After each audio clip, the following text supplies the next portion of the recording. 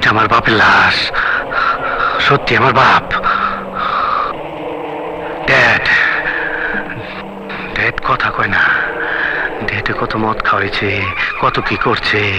তুই লম্বাই 4 হাত, পাশে 1.5 হাত, তুই এত জায়গায় ছোট জায়গায় শুয়ে রয়েছস। ও ড্যাড, তোর মারছে কে? কে মারছে তোরে? তোরে কে মারছে? ওই গোলাম, আমগো বাড়ির গোলাম। খুব কষ্ট পাইতাছি। সারটা দে, আরে খাঙ্কির বলা সার দে।